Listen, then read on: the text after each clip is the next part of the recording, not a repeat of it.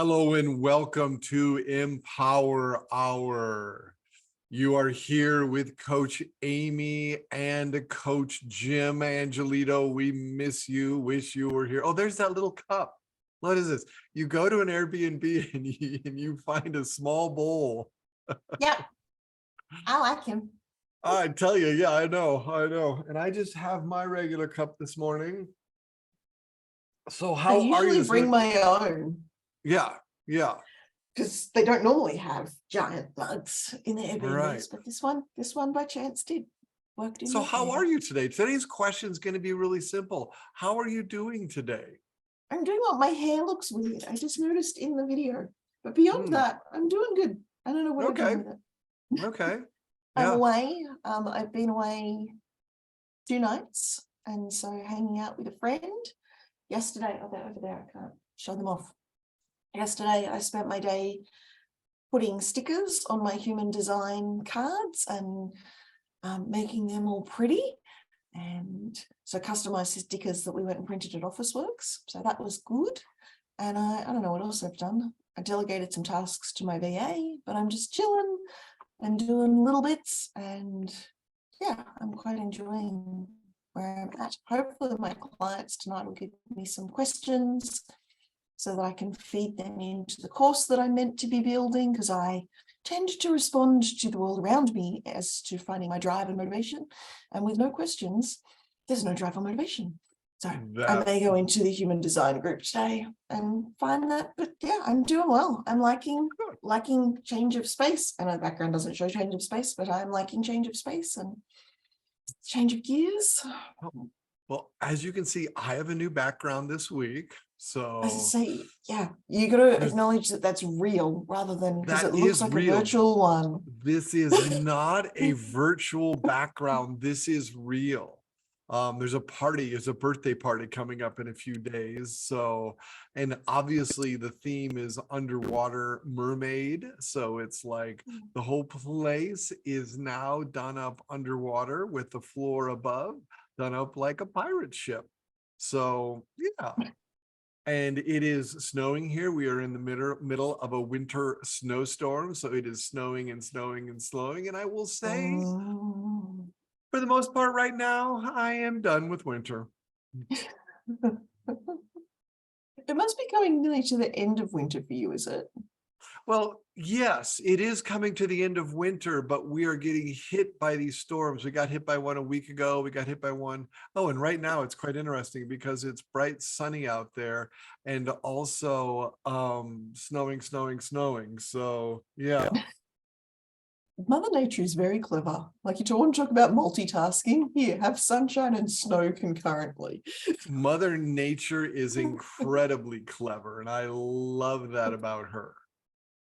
So this week on Empower Hour, wanted to take a little time and talk about the range of coaches and mentors, because probably in the last 10 to 12 years, the coaching field has exploded from business coaches to personal coaches to recovery coaches to transformative coaches to multi-passionistas to mentors. Like, what are some of the other categories that you have heard out there? Well, over the years, I've had a period coach. Oh yeah, period coaches. Yeah. Strikes people as fascinating. I am actually a certified period coach as well in my realm of certification, which was leaning more towards the mentor or advisor role than coaching, but still got added into my bucket. Yeah, there's a whole range out there. Over the years, I've called myself various different things: productivity coach, mindset coach, life coach. Someone the other day was asking for my title. I'm like, no, I've reached a point where I'm not a fan of the titles. And part of that's my multi-passionista nature. I don't want to call myself a multi-passionista coach because it conveys that I coach multi-passionistas. And while I can, it's not my primary target. But I think the words have got so muddied over particularly the last 5 years, So people claiming to be marketing coaches that are really more marketing mentors or consultants, people claiming to be mentors that are more it's really hard to know because the language is inconsistent and everybody's making up their own meanings and their own definitions. It's hard to know what you're signing up to. Yeah. And I'm a life architect, and I've I been a life love architect. that. Yeah. Around 2009, when I was in my first coaching academy, that's when I chose a life architect, basically because it kind of surmises what I do. I mean, I consider myself a transformative coach, although right now I'm working within a company and I'm doing some business transformative coaching, which is unique, and I'm actually really enjoying that. Last week I had a session that was between two people in an organization. They are both the leaders in that organization, and they can't stand each other, and it's impacting the performance of the company. So I get to kind of dive into the ocean of a completely different pond for a little bit. And I must admit, I'm kind of enjoying that. I love that. I love that. Sorry, I'm just Googling coach meaning. And I don't like any of their definitions, just as a side note. Oh, but give me an example of one, whether you like it or not. Yeah, so there's a couple of different meanings. So coach, third person present, this is looking at the coach that we would be looking at. So the first two is the instructor or trainer in sport, and then a private tutor who gives extra teaching, which is fairly on point. And then we've got give someone extra teaching, teach as a coach, give instructions as to what to do or say in a particular situation, and give professional advice on how to attain their goals. None of those would be my definition of coaching. They're all far more aligned with teacher than what I would consider coach. Well, but that is no wonder there's confusion out there, because that is the dictionary definition. If that's what we're going for, that's the definition that we get when I Google. And if that's the definition, the work that I do doesn't fall under that definition, because my favorite thing in the world is literally assisting people who have deep trauma to process that trauma and live an amazing life. And I used to do a lot of work in addiction recovery centers. And one of the clinical directors would always laugh and say, "Jim, you are a Jungian therapist." And I would say, no, because oftentimes in that facility, I was the spiritual wild card that they could bring in when they had a client that had some more spiritually oriented or had some trauma that hadn't been processed. I could, in a very quick time, kind of crack them open so the therapist could do their job.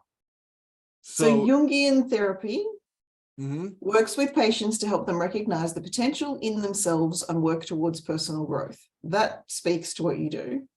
That really does speak to what I do. This holistic approach, which contains many spiritual elements, can help people see what obstacles have been preventing them from living fulfilled lives and how they can overcome them. I don't think you can argue with that, Jim. I think you are a Jungian therapist by that definition. Like, there's nothing there that stop you're it. going to push back on.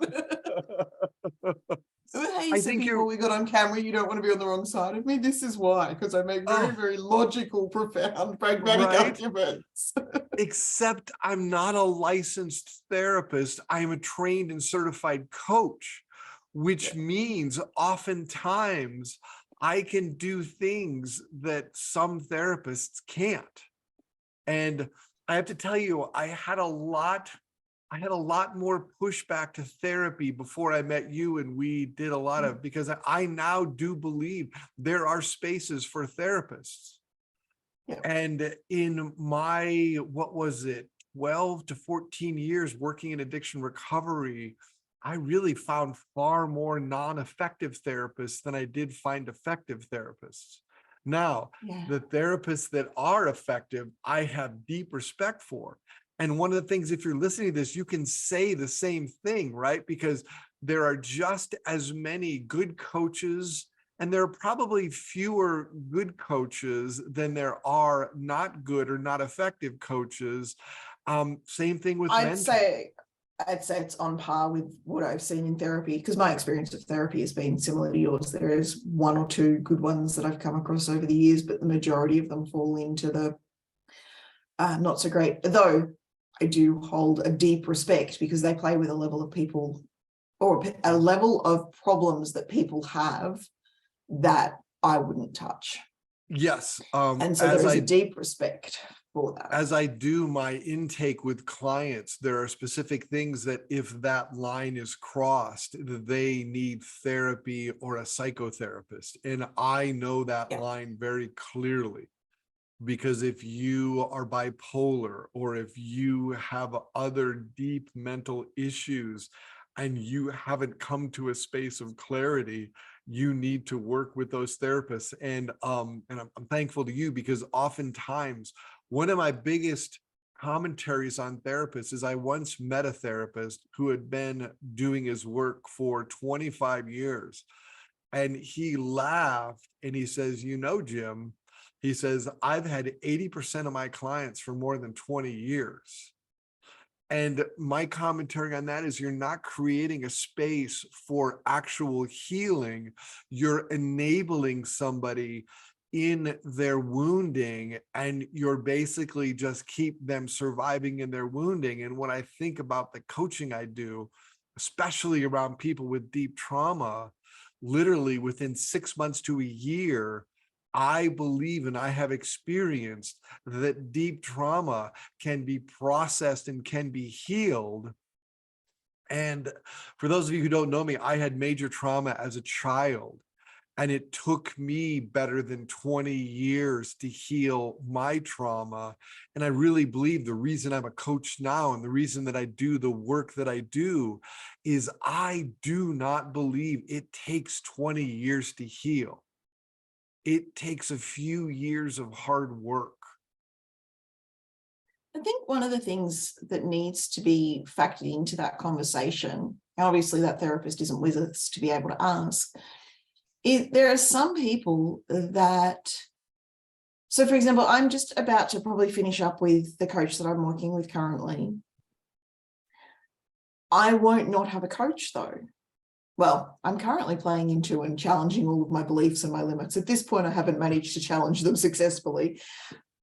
And so, and I think for a lot of people, therapy is what they know. So having someone disassociated from life, so someone that you can go and share with, and so without seeing what those clients do in those 20 years, so some of them may still be stuck in that trauma that they came with. Sometimes there's not a huge amount we can do about that as coaches, as therapists, as whoever. So I have a mental health background in my nursing. That's one of the specialties that I trained in.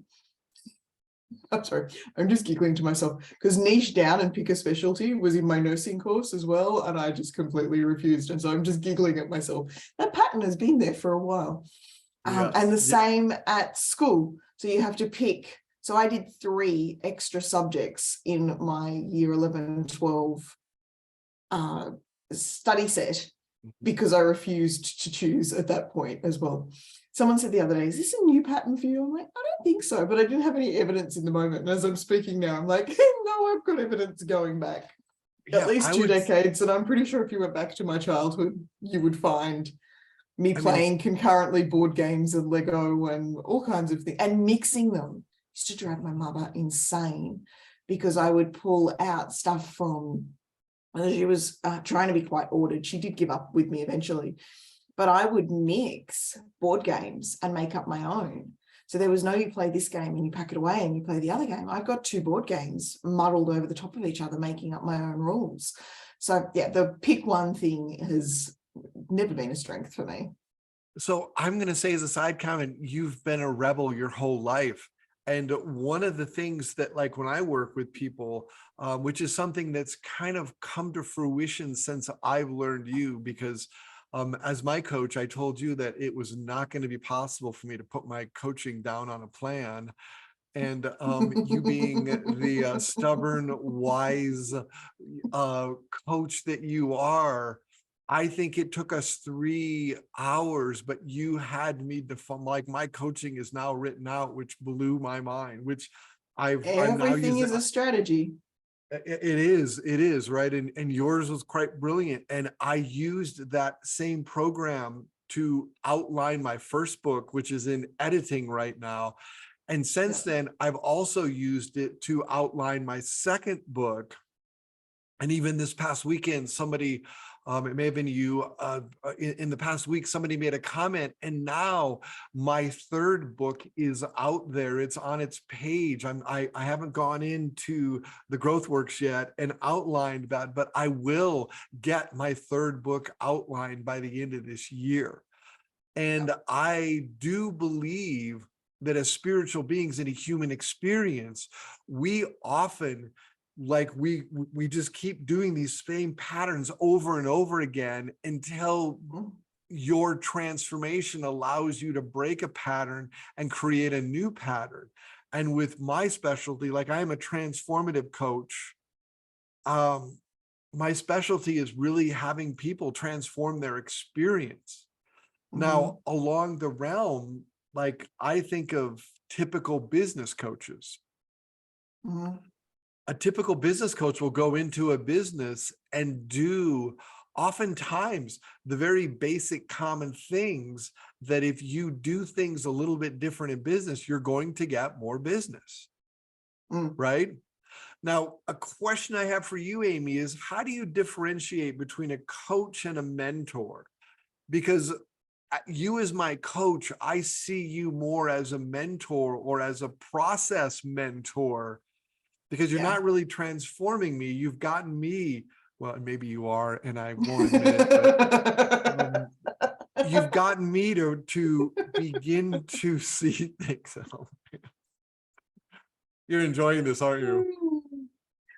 Yeah, so I definitely see myself as a transformative coach, even if my clients aren't aware of it in the moment. I am underpinning everything. And one of the things that human design has given me is understanding this more deeply. Underpinning everything I do is transformation.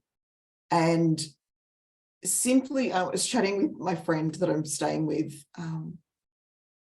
simply being in my presence often has people transform, which often makes it very difficult to put a price tag on what I do, because it's hard to write down, you're paying to be in the presence of my awesomeness. Like, it starts to sound egocentrical. It starts to sound somewhat weird. Now, the friend that I'm staying with, we're reciprocal. And there's mutual benefit to both of us. But one of the things that I bring is transformation to everything I do, and I can't not. It just is. It's not necessarily conscious. It's not necessarily deliberate. There are moments of transformation in every coaching session I do, whether I'm doing strategic business planning, which is what you and I have been doing with the book stuff and the course stuff. And then so I have 3 main pillars of my business. I have a Create a Life You Love is the overpinning banner. And then I have At Home, In Business, and From Within. And so depending on which pillar I'm playing with a client, my clients get to choose. So you've come in that in business pillar, creating the structures, finding the strategy behind it, which makes it so much easier to share with others what you do, which makes it easier to communicate the message. But if I'm doing at home stuff, so that includes relationships and our daily cycles and routines and rituals, setting personal goals, all fits into that at home side.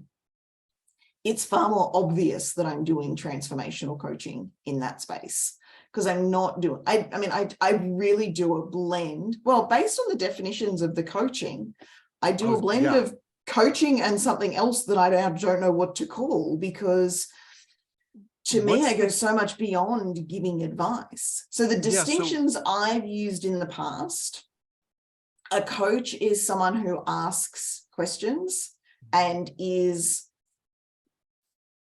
working up towards, so ideally gets to expert status as a coach, but has the ability to ask quality questions to shift the client's perspective.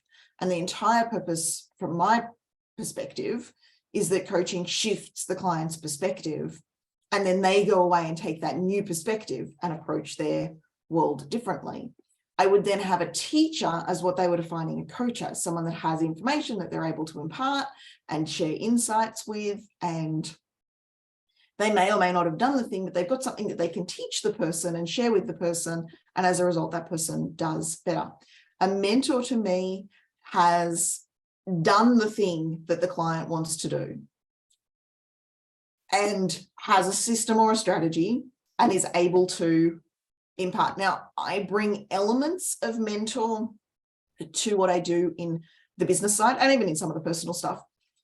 Where I don't necessarily see myself as that is I don't necessarily have the results always. So sometimes I do, sometimes I don't. So writing a book, I wrote a book in 11 days. It's easy for me to share my system around that.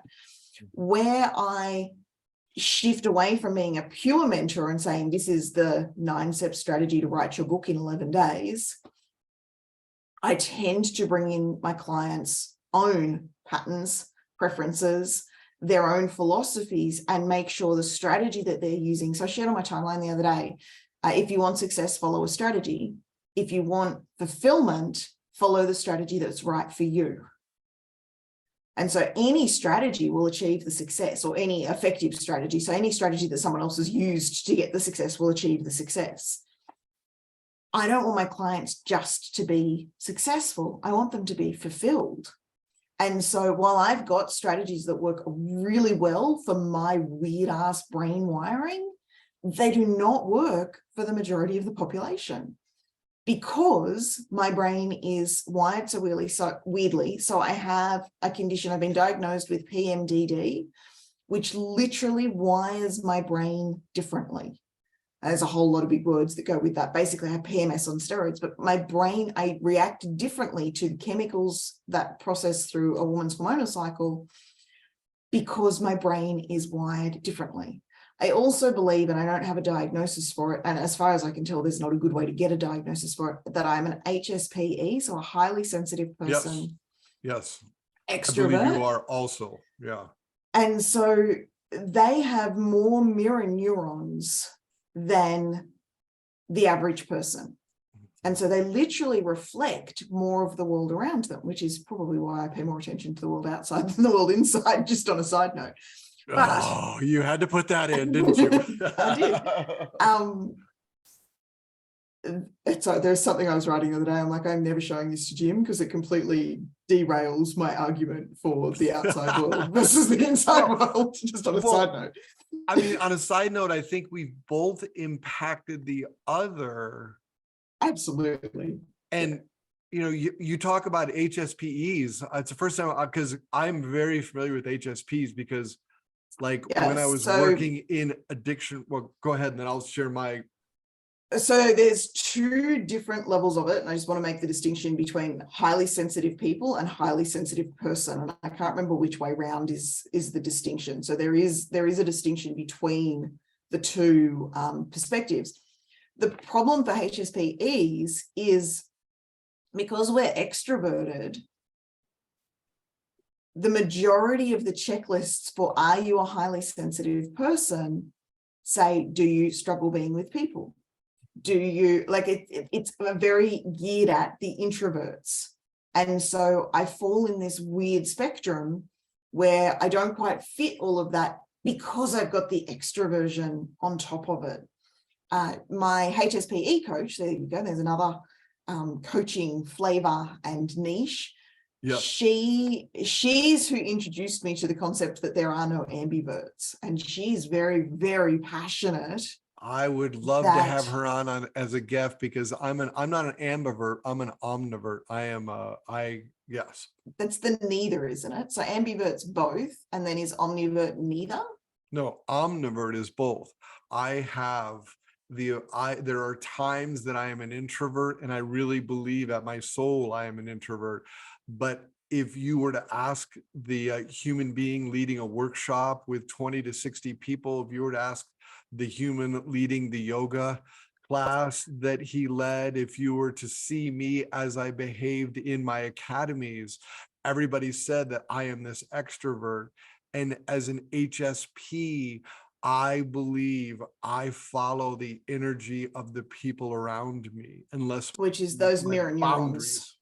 Yeah, which is those, but it's like at my core, you have to realize that when COVID hit and I got separated in an emotionally abusive relationship with a covert narcissist, I spent the next year and a half alone on the side of a hill, my work moving all online. And I had very minimal interaction with people. I got to a point, my dog died. And after that, with the next dog that I got the freedom, and I actually moved to where I live now. And I am choosing to people. So I actually live with a professional couple that quite literally, they are very, like, they hold parties. As you can see, they don't do things halfway. They are having a mermaid party, and this is just one wall. There is not a wall in this house that is not mermaid impacted. So that's why I say that I am an omnivert, and I would love to have your coach on as a guest. Yeah, so I'm more than happy to reach out to. I don't know that she's actually currently working, is the only thought that I just had. But the biggest problem with, and we've touched on this in conversations before, and then we tend to deviate. The biggest problem with the extrovert introvert discussion is they've butchered the definitions over time.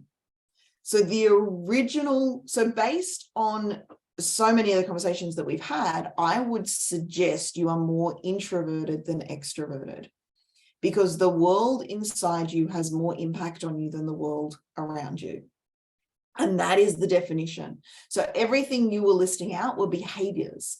And when we look at behaviors, we get a different experience. So the misconception that and this is in essence saying what I remember Jen saying, the difference between the behavioral definitions of extrovert and introvert versus the actual psychological clinical definitions of extrovert versus introvert. Because at its core, originally, it had nothing to do with behaviors and everything to do with the direction filter. Mm. And so the question that I ask clients when I'm eliciting, are they an introvert or an extrovert, is which world is more significant to you, the world around you or the world inside you? Interesting, because now you're beginning to get into a philosophical difference, because it is my experience. One of the things I teach is the world out there exists, but all decisions, every choice is made inside of you, not only based upon the stimuli that's hitting, whether it's your eyes, your ears, but also based upon how you have contextualized the experiences of your past. Because to me, there's no outside world out there. It provides a stimuli, but still all choices are made inside. And I know that's a foundational difference that you and I have. It is definitely. Well, it's definitely a philosophical. I think the part of the foundation difference that we have around that is that I suspect you are more introverted, and your filter is that the inside world holds more weight than the outside world. Whereas for me as an extrovert, the outside world holds more weight than my inside world. And so it's simply introvert extrovert at its core is a direction filter. Do you look more, and it is a percentage based filter. So there's no omnivert, there's no ambivert, because it is based on percentage. Do you spend more time looking to the world around you or more time looking to the world inside you? And at that point, like, unless you're doing 50-50, and no one is. Yeah, there's no such thing. Yeah.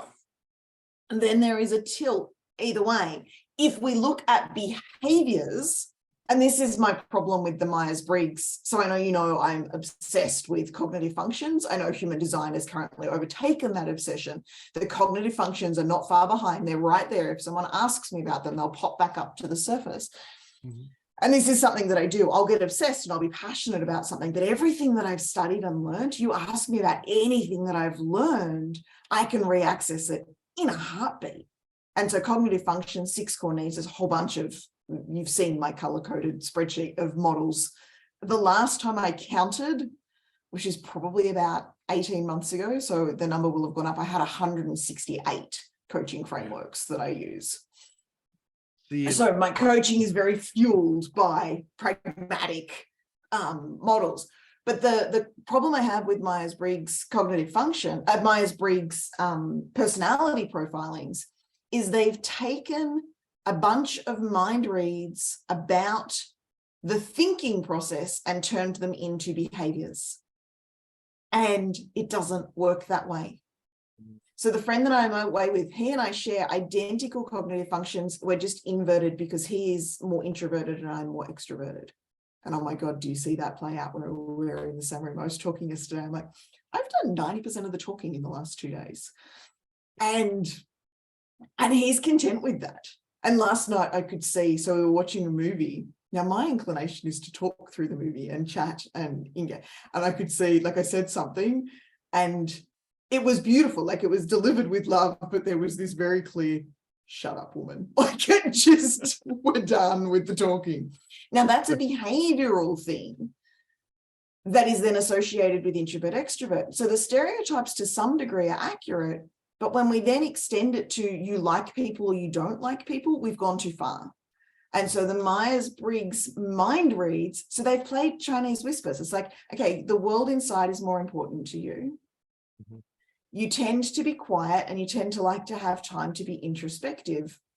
Therefore, you hate people. But that logical progression is inaccurate. It's so, I mean, I remember the days when I was a general manager and all I did from 7 a.m. to about 8 p.m. was interact with people. And in that phase of my life, I was very much an extrovert. I was very successful at what I did. Behaviorally, you were an extrovert. Because you still weren't making decisions based on the world around you, I'm going to hazard a guess. No, I was making decisions based upon my own internal stuff. Which is the introvert. But... So, and I think this is the obstacle, is that until we narrow down, and you and I don't have to because we're just playing and exploring together right now, until the definitions are agreed on, this battle of introvert extrovert is going to play out as behavior versus thinking. So to me, introvert extrovert is nothing to do with behavior and only to do with the direction filter. That it's very interesting. I respect what you're saying. I still feel I'm an omnivert because and particularly because you still keep going back to those definitions of behaviors, which is what you've been conditioned into. It's what I've been conditioned. It's my domestication, and I haven't seen. I mean, in all honesty, maybe I am an introvert because with my clients, I am so in tuned with how they were feeling. Like I'm going to think back to last Friday. I had that mediation session between, and these are two work people that are both leaders in their organization. The owners have tasked me, basically, I was told to get them to behave nicely toward each other. And as opposed to just going into mediation, I actually had 1 month of transformative coaching to where they're beginning to understand themselves from the inside. And I mean, and one of the two, the question this morning was, how often do you meditate? And the human is basically like, my mind, that's like, Jim, you don't understand. My mind goes 100 miles an hour from the moment I get up to when I go to bed. And the human said the only thing that actually, when her mind slows, is when this human is actually doing Bible study. She says that's the only time Nice. that I can get my mind to actually slow down.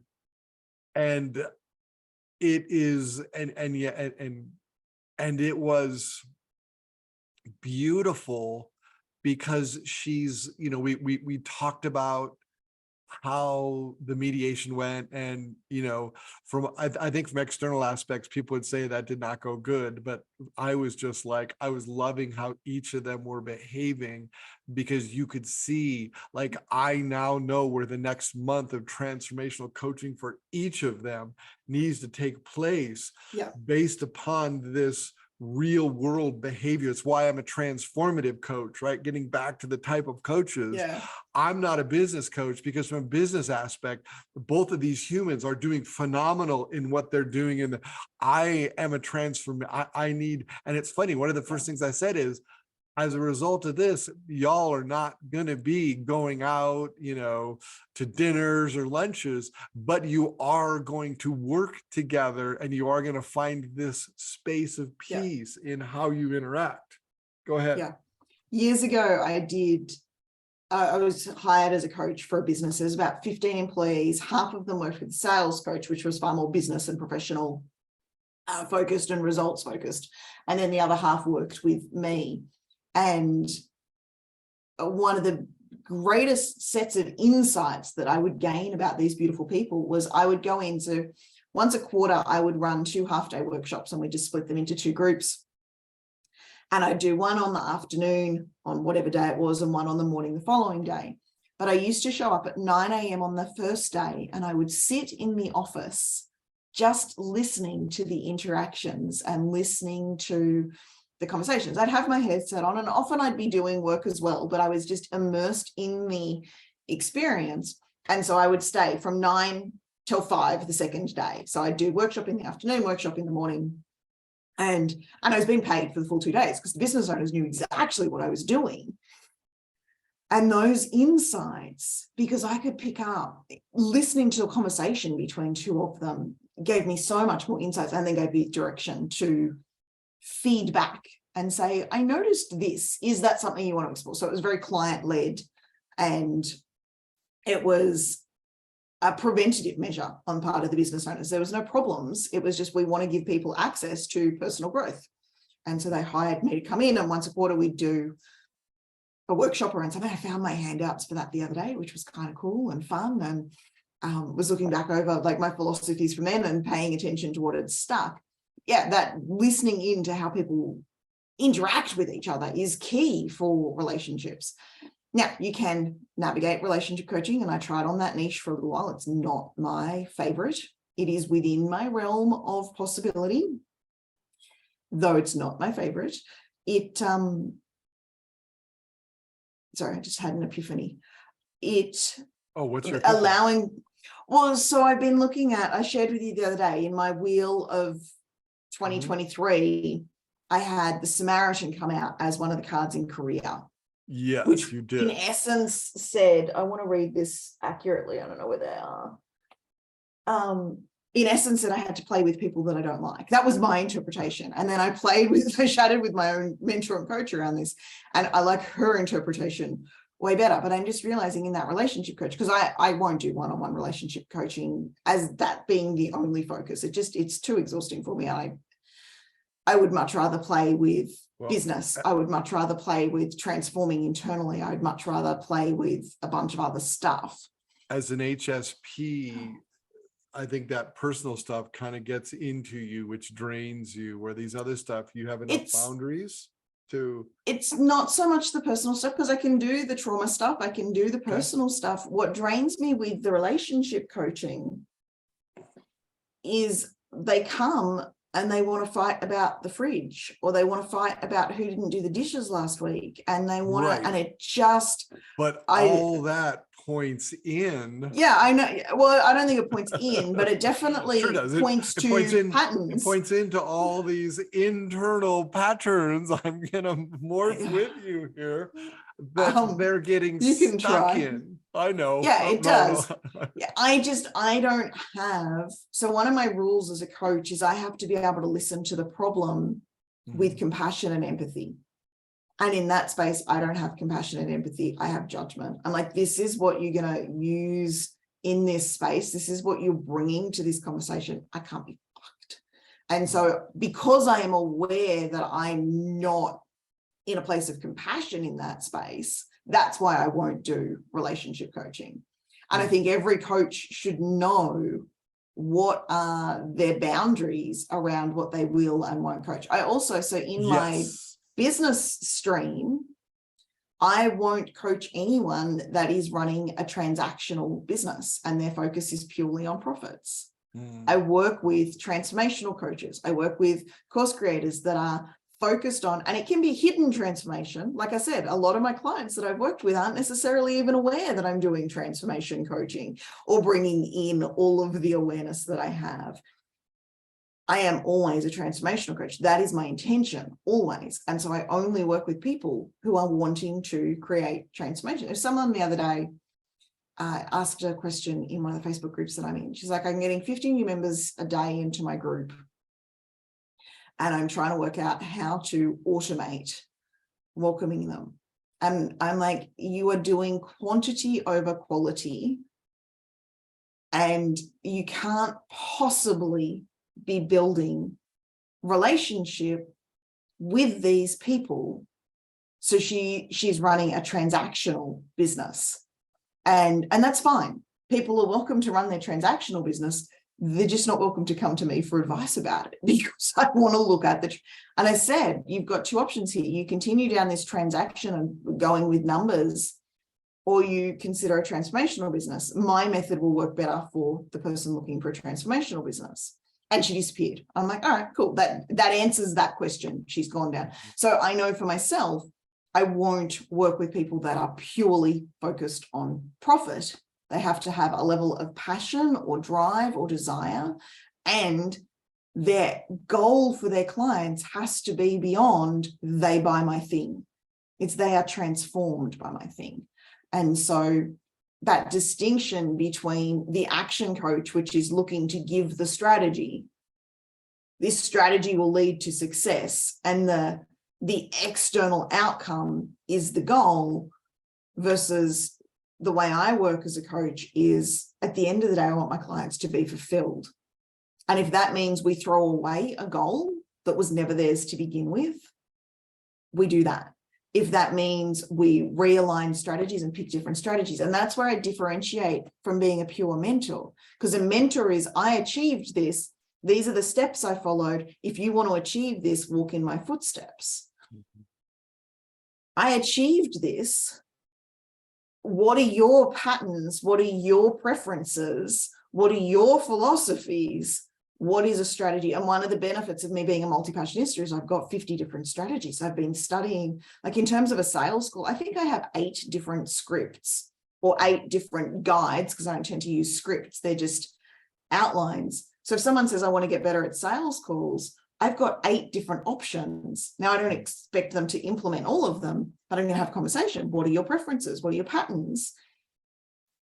This strategy, I think, will work best for you. If it doesn't work, come back, tell me it doesn't work, and we've got 7 others to choose from. The same with writing the book, the same with marketing content. I don't have a one size fits all for anybody. And to me, the mentor would have a one size. This is the only, and they say it all the time, this is the only way you can ever achieve blah, blah, blah, which is not accurate. Right. But it don't is you think what mentors they say. tend, don't you, and apologize for interrupting you, don't you think mentors focus in on the exact niche that they will excel at? And if whatever the issue is that's outside of that niche, a good mentor will say, I'm not the fit. Because if somebody comes to me, a good mentor will, but there are far more mentors that will box you in. So there's a friend I was chatting to the other day, and the system being used is appropriate for people who have been working with clients. So you've worked with 5 to 10 clients, you've tested your process, you've achieved results, then it's time to systemize. So one of the things that I'm realizing more and more, until we've embraced our uniqueness, until we own our own power, systemizing it's preemptive. Okay. They did the sales call and said, this is where I'm at. I haven't worked with clients yet. This is brand new for me. I'm excited. He's looking more at a mentor role. He's like, I've done this for myself. I've transformed this for myself. And I've got what I did, and I want to teach other people what worked for me because it will work for some of them. But I've never tested this on a client. Will this work for me? Yes, you're a perfect fit. No, they're not a perfect fit because the strategy is designed for the people that have worked with clients. We're systemizing something they've already got results in. And so, and that is what I see far too many mentors doing, is manipulate. They're not actually qualifying on those calls. They say do a qualification call, but they're not doing a qualification call. They're doing a manipulative hard sell call. Oh. Whereas I turn away more clients than I accept. Right. Someone comes to me. So the other day, someone messaged, said, I want to write a book. Like, great. I want to write a book about this transactional thing. And I messaged back and I said, sounds awesome. What's the high purpose? What are you hoping to give to your audience? What are you hoping to transform in your audience? And I'm not hoping to transform anything. I just need to share this information and get clients from it. Great. Let me refer this other book coach to you. Okay. And I turn away more clients than I accept because I know what is a match. But the majority of people, the majority of coaches, mentors, trainers that I've come in contact with, they're not turning people away. I would agree. And I do the same thing, or I recommend them to somebody else because I know the people that I can assist. And if you don't fit in that frame, it is worth referring. It is worth referring because I want to be the best at what I do. And I mean, like my book editor, she is a phenomenal book editor. Yeah. I want like anything to do with book editing. Like I'd forgotten because she and I worked together for 5 years. So she knows me. And which is imperative in that editing. Right. And we have our once a week call and she's just giddy happy. That's what I want as an editor. Yeah. And ideally, solid questions. Yeah. Ideally, there's people that she would turn away as well. I don't know what her ideal client is. I turn away anyone that wants editing. I am not an editor. I can strategically edit. I can't do minutia editing. So knowing our own strengths is imperative to be able to choose who we work with. And this I think comes back to, are we transactional coaches, mentors? And we are not, but is that person operating on because if they're operating on the transaction, they will say or do whatever it takes to get the sale.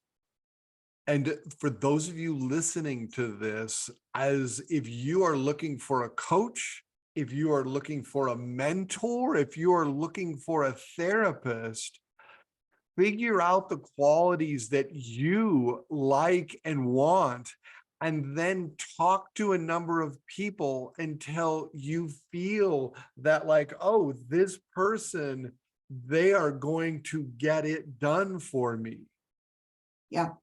And allow yourself to speak to a couple. One of the biggest red flags for me in clients is someone coming to me and saying, you are the only person that can help me. Yeah. Yeah. Run away, run away, run away, because you will fail them and then you will have their ire on you. And I can cope with that and I can handle that. But while they're so reliant on me, it's exhausting for both of us. And so allow yourself. So I'm currently in the market for a new coach, which does not mean coaches can DM me and try and cold pitch me. I guarantee you that is the fastest way. Read the pinned post on Amy's read Facebook the pinned page. post. Read now, that pinned post. Well, the pinned post, just as so for any coaches reaching out, read the pinned post. For any potential clients reaching out, by all means, read the pinned post. You are welcome in my inbox. because I understand that that's a different relationship. But the people trying to sell to me, people trying to buy from me, you're welcome anywhere. Come in, ask questions, engage with me.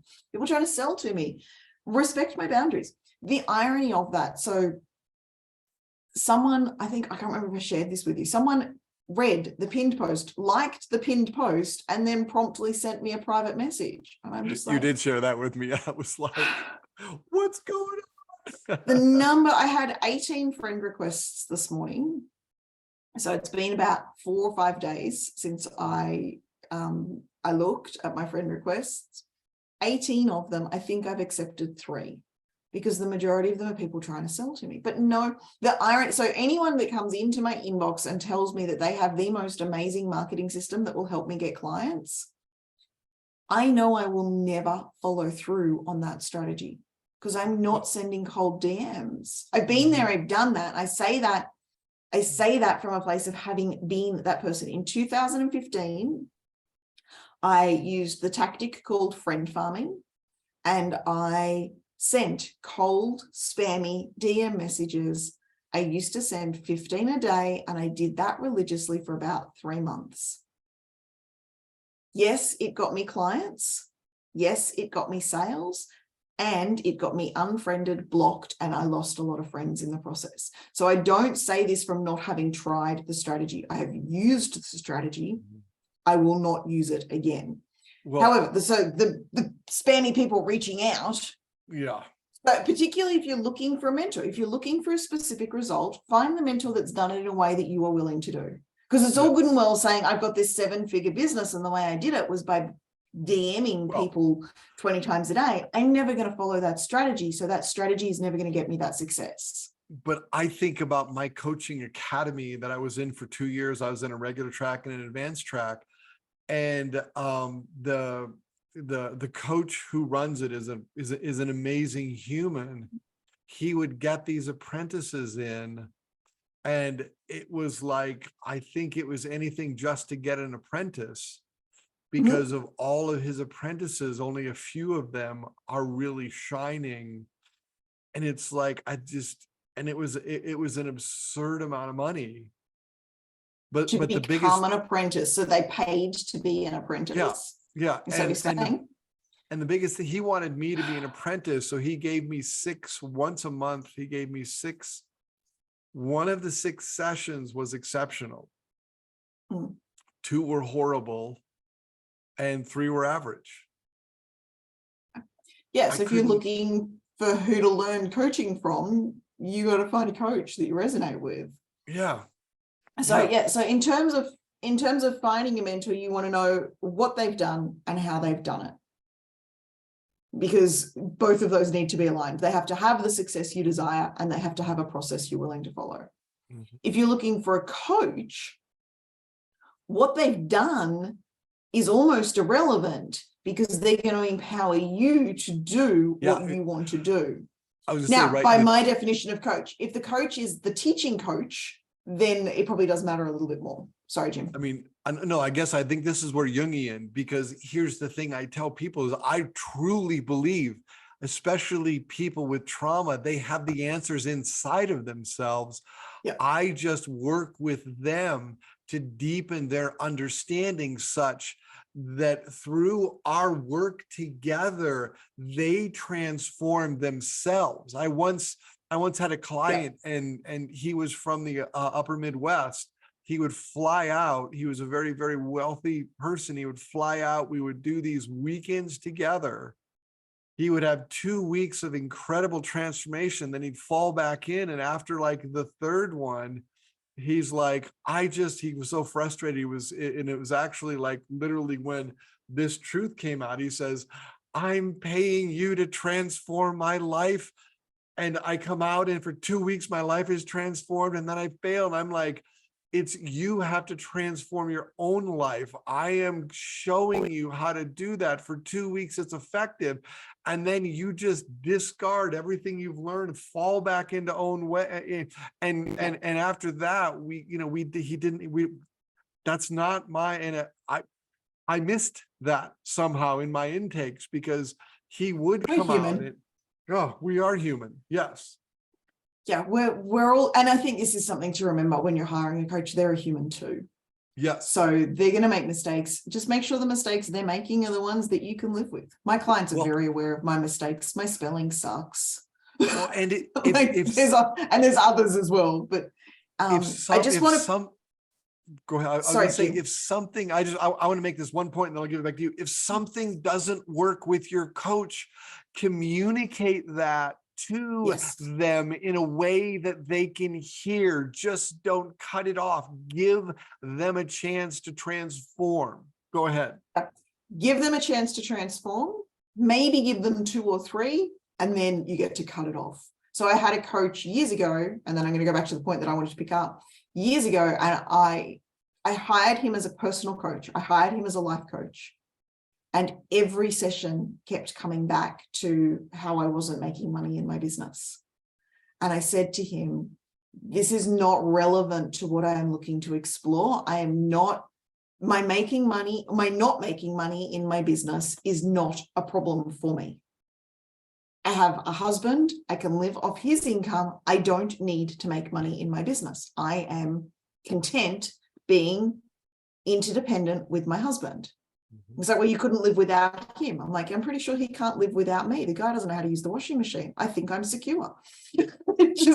And that is now not the case at all. My husband does more of the cooking, cleaning, and housework than I do, just to be completely transparent. But I gave that feedback 3 times. We've come back to money. I don't care about money. What I am looking at working on today, and I would restate whatever the thing I was working on, and he would then turn it into money.